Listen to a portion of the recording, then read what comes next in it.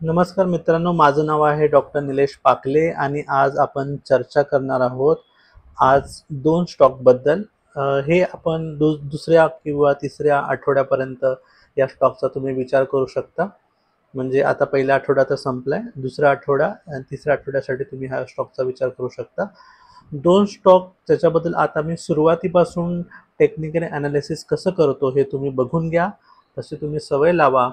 हे तुम्ही जे शिकलाय आत्तापर्यंत त्याच्यावरतीच मी टेक्निकल ॲनालिसिस सांगत आहे.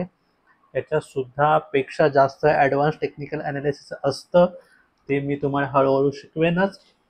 पण आत्ता जे आपण टेक्निकल ॲनालिसिस जेवढं शिकलोय, त्याच्या आधारावर सुद्धा तुम्ही ट्रेड कसं करू शकता किंवा स्टॉक कसे तुम्ही ओळखू शकता की ते पुढे बुलिश होणार आहेत की बिअरिश होणार आहेत, हे आपण आज व्हिडिओमध्ये शिकायचं आहे. पहिला स्टॉक तुम्ही बघताय स्क्रीनवरती, त्याचं नाव आहे मॅरिको लिमिटेड.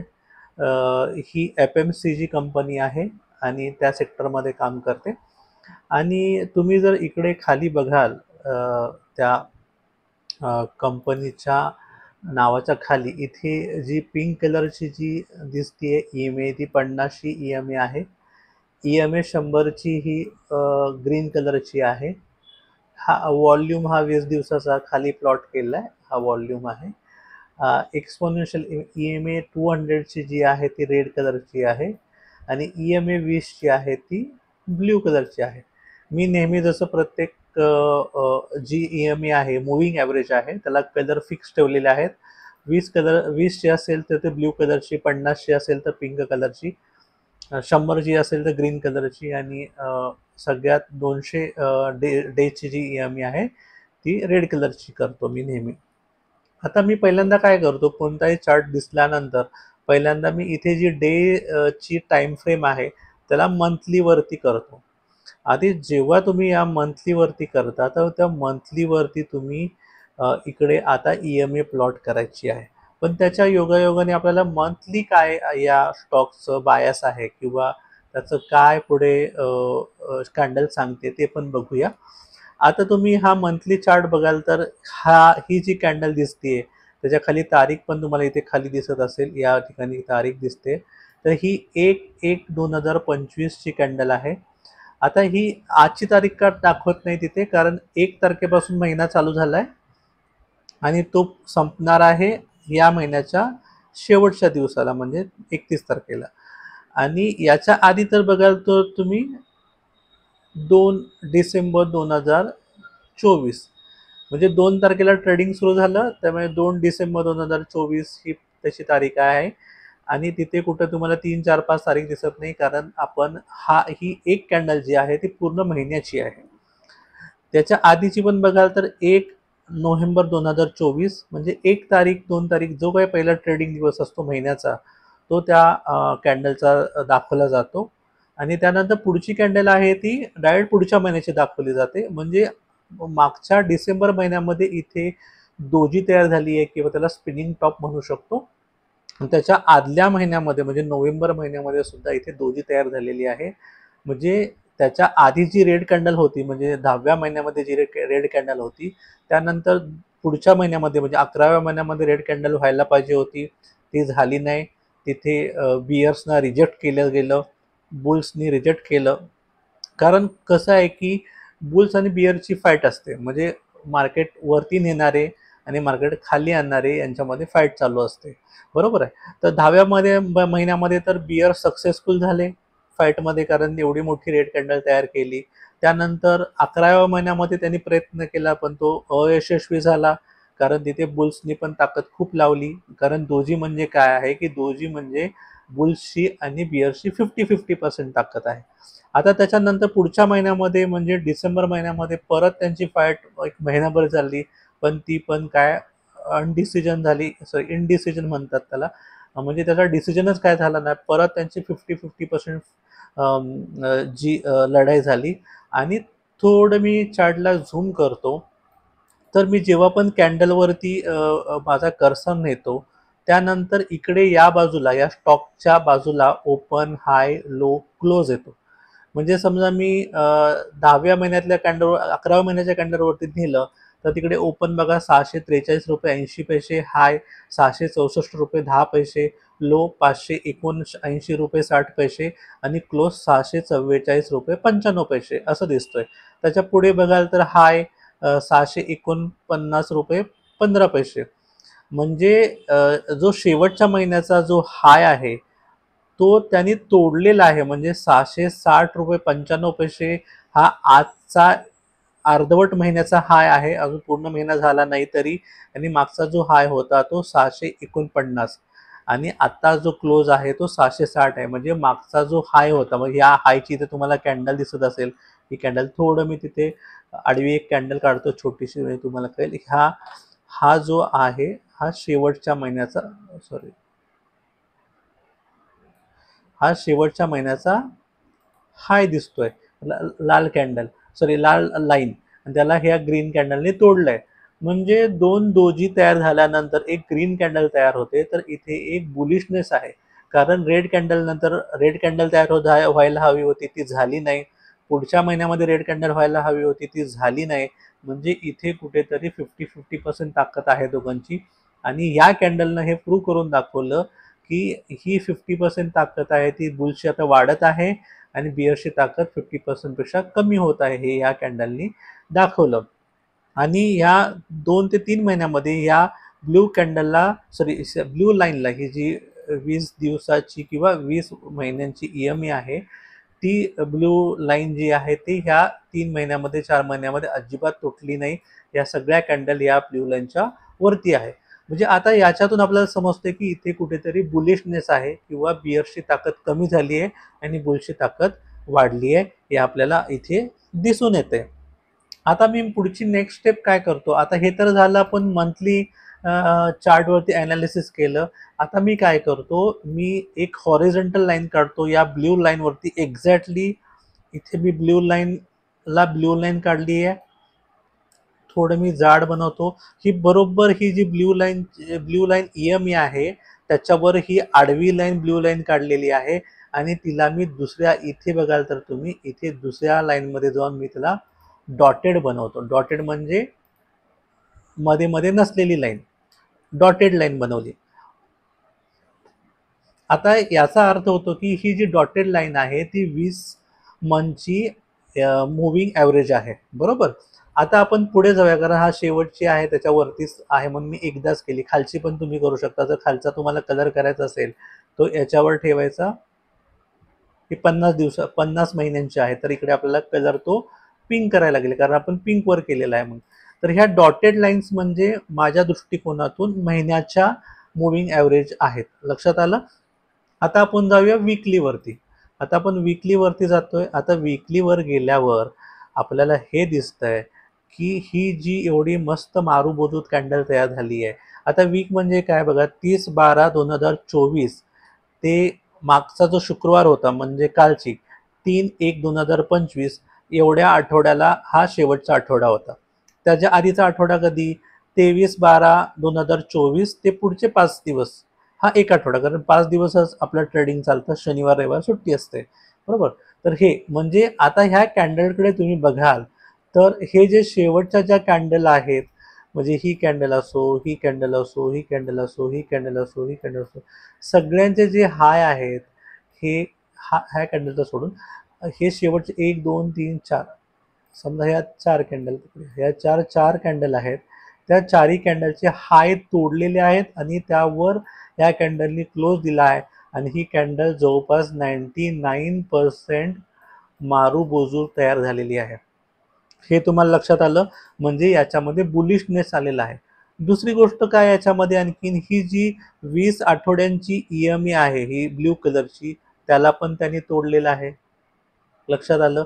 इकडे जो बिअरनिशनेस होता, म्हणजे मार्केट पडत होतं, बिअरनिशनेस म्हणतात त्याला, ते पडत होतं मार्केट. त्यानंतर इथे एक फुलस्टॉप पडला आणि इथे एक छोटासा म्हणू शकतो हॅमर टाईप किंवा दोजी तयार झाला आणि त्यानंतर मार्केटनी त्या मॅरिको स्टॉक हा बुलिश व्हायला लागला. म्हणजे तुम्हाला लक्षात येतंय मी काय म्हणतोय ते. आता तुम्हाला वीकली चार्टवरती सुद्धा हा जो मॅरिको स्टॉक आहे तो बुलिश दिसतोय, बियरिश दिसत नाही. याच्यामध्ये व्हॉल्यूम जरी बघाल की इथे एवढी मोठी कॅन्डल झाली, व्हॉल्यूम खूप छान होता. कॅन्डल छोटी झाली, व्हॉल्यूम कमी. कॅन्डल मोठी तयार झाली, व्हॉल्यूम छान. रेड कॅन्डल तयार झाली, व्हॉल्यूम कमी. इथे 2 दिवस ग्रीनच कॅन्डल आहे, त्यामुळे ग्रीन व्हॉल्यूम आपण पकडत नाही एवढा, कारण ऑलरेडी इथे सगळं त्या व्हॉल्यूमनी व्यवस्थित सगळी माहिती दिलेली आहे. तर मला सांगण्याचा उद्देश असा आहे की वीकली चार्टवरती सुद्धा आपल्याला प्लस पॉईंट दिसत आहेत, म्हणजे बुलिशनेस दिसतोय, कारण हे 4 आठवड्यांचे हाय तोडलेले आहेत. परत ही जी ब्ल्यू लाईन जी 20 आठवड्यांची जी EMA होती ती पण तोडलेली आहे. व्हॉल्यूम पण सांगतोय तिकडे आपल्याला बुलिशनेस सांगतोय. मग आता आपल्याला काय करायचं आहे, जसं आपण मंथलीवरती लाईन काढली मुव्हिंग ॲव्हरेजवरती, तशी आपण वीकली पण काढूया. आता वीकली जे ही ते ब्ल्यू लाईन आहे तिकडे मी कर्सर ठेवला आणि ती ब्ल्यू लाईन काढली. आता ही पिंक आहे तिला ब्ल्यू करूया. आता हिला डॉटेड नाही ठेवायचं आपण. डॉटेड ठेवलं तर आपण कन्फ्यूज होणार, कारण आपण मंथलीसाठी पण डॉटेड ठेवलंय. तर याला प्लेन लाईन ठेवूया. तर ही प्लेन लाईन म्हणजे 20 आठवड्यांची EMA आहे, कारण आपण वीकली चार्ट बघतोय ना. आता 20 आठवड्यांचं पकडलं जाणार. म्हणजे आपण ह्या सगळ्या लाईन काढून झाल्या. आता आपण जाऊया मेन डे चार्टवरती. आता हा तुम्ही डे चार्टवरती गेला. आता डे चार्टच्या ज्या मुव्हिंग ॲव्हरेज आहेत, म्हणजे पिंक कलरची, परत ग्रीन कलरची 100 दिवसांची, परत 20 दिवसाची मुव्हिंग ॲव्हरेज, ह्या सगळ्या इथे एकत्र आलेल्या आहेत. लक्षात आलं तुम्हाला? आणि या सगळ्यांच्या वरती ही पण कॅन्डल आहे आणि ही पण कॅन्डल आहे. म्हणजे अक्षरशः या कॅन्डलनी या सगळ्या 1 2 3 4 5 6 7 8 9 10 11 12 13 14 15 16 17 18 19 20 21 22 23 जवळपास 23 दिवसांचा जो हाय होता तो या आणि या कॅन्डलनी तोडलेला आहे. कारण शेवटचे 20 ते 22 दिवस म्हणजे 1 महिना चे हाय तोडलेलं आहे. हे तुम्हाला मंथली कॅन्डलवरती पण दिसलं आणि हे डे कॅन्डलमध्ये पण तुम्हाला दिसतंय. तुम्हाला लक्षात आलं मी काय म्हणतोय ते? म्हणजे या ठिकाणी असं दिसून येतंय की डेच्या टाइम फ्रेमवरती सुद्धा हा स्टॉक बुलिश आहे. वीकलीवरती पण हा स्टॉक बुलिश आहे आणि मंथलीवरती सुद्धा हा स्टॉक बुलिश आहे. आता आपण जाऊया की इथे आणखीन आपल्याला काय फाइंड आउट होऊ शकतं ते बघूया. सगळ्यात पहिल्यांदा तुम्ही इथे बघाल तर इथे तुम्हाला हॅमर पॅटर्न दिसतोय. तिकडे आपल्या त्यानंतर इथून रिजेक्शन झालं आणि परत स्टॉक बुलिश झाला. परत इकडे परत आपल्याला शूटिंग स्टार दिसतोय, तो परत बियरिशनेस आला. परत इकडे आपल्याला एनगल्फिंग नाही म्हणू शकत, पण हरामी पॅटर्न आहे तो झाला. परत इथे सुद्धा परत प्रयत्न केला या ठिकाणी जर तुम्ही बघाल तर इथे शूटिंग स्टार केला, पण इथे फेल झाला तो. आणि त्यानंतर बिलकुल सुद्धा हा स्टॉक खाली पडला नाही आणि इथे बुलिशनेस दिसतोय डे चार्टवरती सुद्धा. आता तरी पण आपण नेहमीची आपली सवय जी आहे ती एकदा बघून घेऊया. आपली नेहमीची सवय काय आहे ते आपल्याला त्यामध्ये स्टॉकमध्ये कोणता ट्रेंड आहे ते बघायचं आहे. म्हणजे आता इथे लो झाला, परत इथे हायर लो झाला, हायर हाय झाला, हायर लो झाला, हायर लो हाय झाला, हायर लो झाला, परत हायर हाय झाला, परत हायर लो झाला, परत हायर हाय झाला आणि परत लो झाला आणि परत त्यांनी ब्रेक केलं आणि परत लोअर लो झाला, परत लोअर लो झाला, परत लोअर लो व्हायला पाहिजे होता, लोअर हाय व्हायला पाहिजे होता, लोअर लो व्हायला पाहिजे होता, लोअर हाय, पण हे असं झालं नाही. इथे फुलस्टॉप भेटला. आता इथे फुलस्टॉप भेटल्यानंतर परत इथे अप ट्रेंडला सुरुवात झाली. परत इथून इथे मी परत थोडं कट करतो आणि याला झूम करतो म्हणजे तुला लक्षात येईल.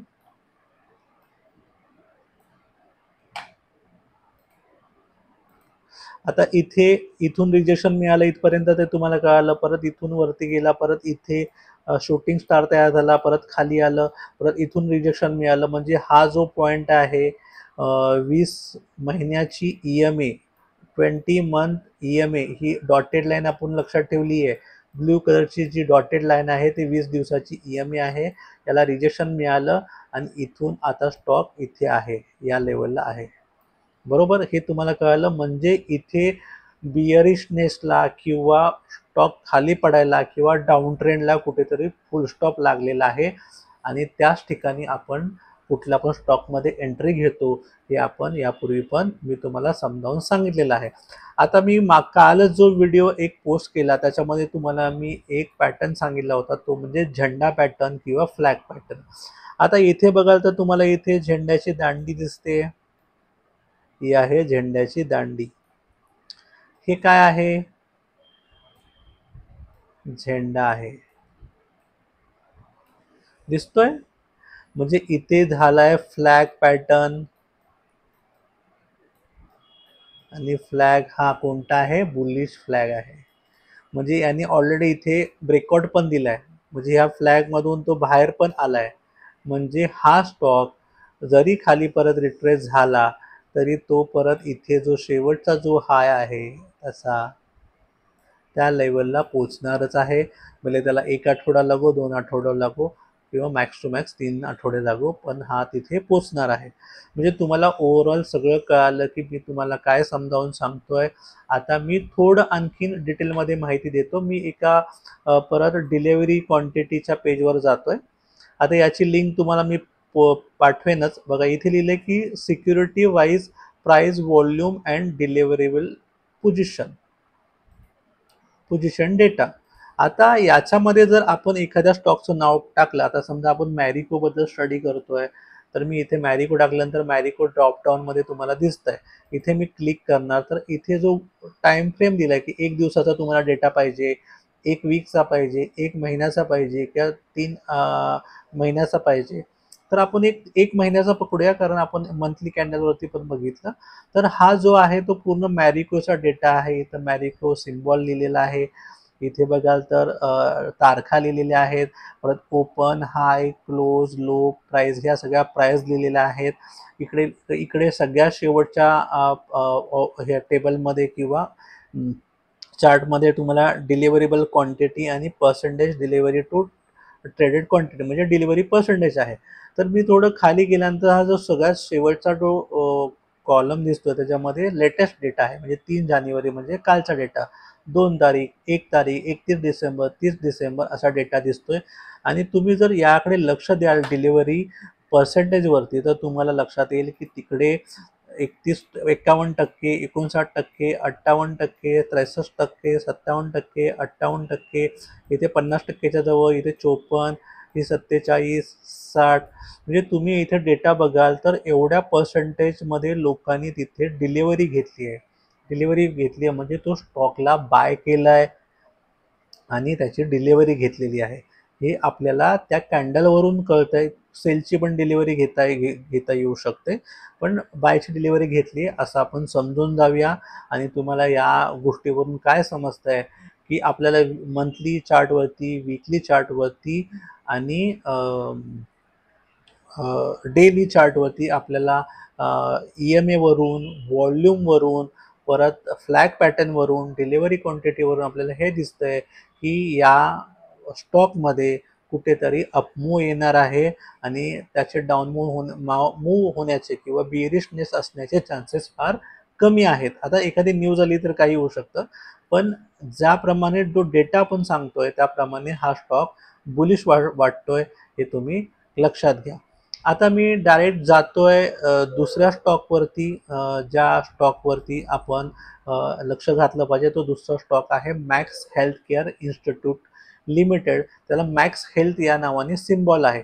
आता इथे तुम्ही मंथली डेटावर जर तुम्ही जाल तर मंथली डेटावरती बघाल तर त्या सगळ्या जवळपास या सगळ्या जेवढ्या पण कॅन्डल तयार झाले त्यातल्या 90% सगळ्या कॅन्डल आहेत त्या बुलिश आहेत. तुम्हाला लक्षात येत आहे? म्हणजे हा मंथली बेसिसवरती तरी बुलिश स्टॉक आहे. आणि इथे जी ब्ल्यू कलरची जी EMA होते मंथली, त्याला मी डॉटेड ब्ल्यू लाईन काढलेली आहे. आता त्यानंतर मी जातोय वीकलीवरती. वीकलीवरती गेल्यानंतर वीकलीला पण बघा मी प्लेन ब्ल्यू लाईन अशी आडवी काढलेली आहे. त्याच्यामध्ये आपल्याला समजतं की तिकडे ही 20 आठवड्यांची EMA आहे. आता याच्यामध्ये ही जर कॅन्डल बघितली आणि आधीच्या जरी कॅन्डल बघितल्या तर हा जो पॅटर्न तयार झालेला आहे रेड कॅन्डलचा, तो समजा आपण म्हणू शकतो की शूटिंग स्टार आहे. आणि त्यानंतर रेड कॅन्डलने ती कन्फर्मेशन दिलं, पण कन्फर्मेशन देणारी कॅन्डलला व्हॉल्यूम फार कमी आहे. आणि लगेच आजची कॅन्डल आहे, म्हणजे या महिन्याची, या आठवड्याची जी कॅन्डल आहे त्यांनी मारुबुजू कॅन्डल तयार केलेली आहे.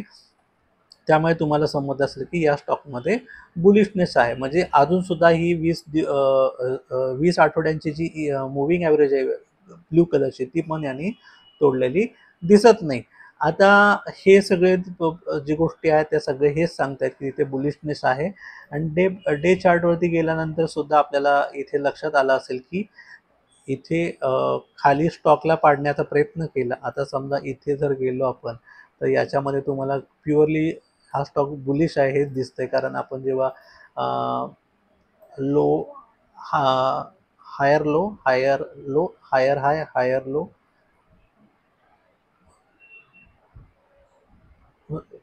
नाही नाही, इथे इथे तो ॲक्च्युली सॅडवेज होता आणि इथून ब्रेकआउट मिळाला. नंतर लो झाला, परत हायर हाय झाला, परत लो झाला, परत इकडे त्यांनी रिटेस्ट केलं याला आणि परत त्यांनी हायर हाय केला, परत हायर लो केला, परत त्यांनी शेवटचा जो रेजिस्टंट आहे त्याला रिटेस्ट केलं, परत रिटेस्ट केलं, परत हायर हाय केला, परत हायर लो केला, परत हा जो त्याचा आहे त्याला रिटेस्ट केलं, परत हायर हाय केला, परत हायर लो केला.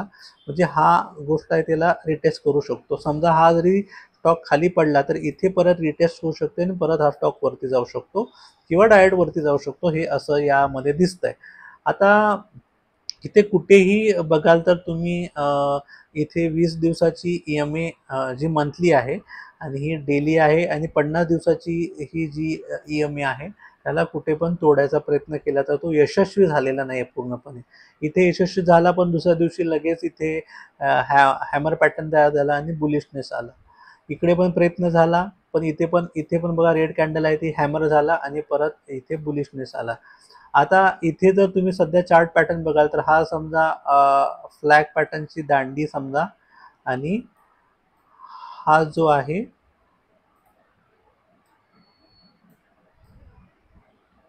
हा फ्लॅग आहे.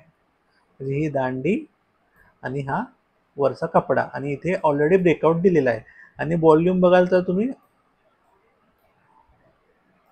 व्हॉल्यूम खूप छान आहे याच्यामध्ये. जर कॅन्डल बघाल शेवटची तर ही कॅन्डल तुम्ही दिसते बघा, खूप छान व्हॉल्यूम आहे. त्यानंतर इथे स्टॉक बऱ्याच वेळ पडला. ह्या रेड लाईन दिसतात तुम्हाला, सॉरी रेड बार दिसत आहेत पण ते फार छोटे आहेत. इकडे ग्रीन कॅन्डलचे बार्सच्या वेळेस व्हॉल्यूम बघा किती छान आहे. म्हणजे मॅक्स हेल्थमध्ये सुद्धा आपल्याला बुलिशनेस दिसतोय तिन्ही टाइम फ्रेमवरती, मंथलीमध्ये सुद्धा, वीकलीमध्ये सुद्धा आणि डेलीमध्ये सुद्धा. पण डेलीमध्ये एक गोष्ट आहे की जर त्याला असा डब्ल्यू पॅटर्न तयार करायचा आहे, डब्ल्यू सारखं म्हणजे जसं डब्ल्यू दिसतो तसं जर त्याला करायचं असेल तर त्या ठिकाणी तो स्टॉक आणखी खाली पडू शकतो आणि हा जो शेवटचा लो आहे तिथे टच करून परत तो रिबाउंड होऊ शकतो. पण या गोष्टीवर तुम्ही लक्ष ठेवा. पण व्हॉल्यूम कालच्या कॅन्डलचा जास्त असल्यामुळे मला जरा ती शक्यता कमी वाटते. डायरेक्ट उद्या गॅपअप पण होऊ शकतो किंवा एक बुलिश कॅन्डल तयार होऊ शकते. आता आपण पुढे जातोय त्या ह्या गोष्टीसाठी की आपल्याला तिथे डिलिव्हरी क्वांटिटी कशी आहे ते बघूया. आपण इथे आता मॅक्स हेल्थ टाकूया. मॅक्स हेल्थ, आता मॅक्स हेल्थमध्ये जर बघाल तुम्ही इथे 1 मंथचा घेतला मी. आता तुम्ही बघाल तर इथे 68%, 50%, 60%, 60%, 55, 57, 70, 70 एवढ्या जास्त प्रमाणामध्ये डिलिव्हरी घेतली आहे. कुठेतरीच एका दोन ठिकाणी डिलिव्हरी इथे हां 3 ठिकाणी फक्त डिलिव्हरी पर्सेंटेज जी आहे ती 40च्या आजूबाजूला आहे. तर सर्रास 50%, 60% अशी डिलिव्हरी क्वांटिटी आहे. आणि डिलिव्हरी क्वांटिटी म्हणजे कन्फर्मेशन इंट्राडे प्लेयर कमी असतात, त्यामध्ये डिलिव्हरी घेणाऱ्या लोकांची जास्त संख्या असते. तर तुम्हाला ओव्हरऑल कळालं. ॲक्च्युली मी जसं तुम्हाला शिकवेन तसं तुमचं टेक्निकल ॲनालिसिस घेतोय. माझी टेक्निकल ॲनालिसिस करण्याची पद्धत अजून वेगळी आहे. त्याच्या पाठीमागे अजून डेटा पॉईंट्स मी पाहतो, पण त्या डेटा पॉईंट्सकडे अजून मी आलेलो नाही आहे. त्यामुळे तुम्हाला जेव्हाही मला असं कुठली गोष्ट प्रॅक्टिकली सांगायची असते, तेव्हा मी एक विशिष्ट एकाच महिन्यानंतर तुम्हाला प्रत्येक वेळेस मी चार्टवरती सगळ्या गोष्टी समजावून सांगतो. अजून भरपूर घ्यायचं आहे. अजून चार्ट पॅटर्न बाकी आहेत सगळे घ्यायचे. अजून डबल कॅन्डलस्टिक्सचे पॅटर्न सगळे घ्यायचे बाकी आहेत. त्यानंतर तुम्हाला बॉलिंजर बँड, परत व्हीवॅप, परत फिबोनाची रिट्रेसमेंट ह्या सगळ्या गोष्टी मी शिकवणार आहे. पण जे आत्तापर्यंत शिकलं त्याचं ॲप्लिकेशन कसं करायचं आणि त्याचं किती ॲक्युरसी असते हे तुम्ही प्रत्येक वेळेस चार्टमध्ये अप्लाय करून बघा. आणि तुम्हाला जेव्हा असं वाटेल की हा इंडिकेटर मला फार आवडतो, ही गोष्ट व्हॉल्यूम ॲनालिसिस मला फार आवडतं कारण ते तसं मार्केटमध्ये खरोखर होताना दिसतंय. डिलिव्हरी क्वांटिटीचा डेटा किंवा पर्सेंटेजचा डेटा मला फार आवडतो कारण तिकडे ते तसं होताना दिसतंय. किंवा एखादा चार्ट पॅटर्न तुम्हाला वाटतोय की होताना दिसतोय तर तो तुम्ही वापरू शकता. तर तुम्हाला कळालं असेल की मी हा डेटा तुम्हाला का सांगतोय, कारण याच्यातून तुम्हाला एक सवय झाली पाहिजे की एखाद्या स्टॉकचं कसं ॲनालिसिस करायचं. तुम्हाला हा व्हिडिओ आवडला असेल तर नक्की लाईकचं बटन प्रेस करा कारण लाईक तो बनता है भाई. आणि दुसरी गोष्ट म्हणजे तुम्हाला जर हा व्हिडिओच्या सीरीज आणखी बघायच्या असतील तर माझ्या चॅनलला नक्की सबस्क्राईब करा आणि त्याच्या बाजूला असलेल्या बेल आयकॉनवर क्लिक करा. आणि बेल आयकॉनवर क्लिक केल्यानंतर ऑल व्हिडिओला टिक करायला विसरू नका कारण त्याचे नोटिफिकेशन तुमच्या यूट्यूबवरती तुम्हाला नक्की मिळतील. आणि हा व्हिडिओ तुम्ही नक्की तुमच्या मैत्रिणींना, बहिणींना त्यांच्या व्हॉट्सअप ग्रुपवरती शेअर करा आणि तुमच्या फॅमिली ग्रुपमध्ये सुद्धा हा व्हिडिओची लिंक शेअर करा, जेणेकरून ते ज्या लोकांना त्यामध्ये इंटरेस्ट आहे ते लोक शिकतील, कमवतील आणि इंडिपेंडंट लाईफ किंवा फ्रीडम लाईफ जगतील असं मला माझ्या दृष्टीने वाटतं. धन्यवाद. Thank you very much.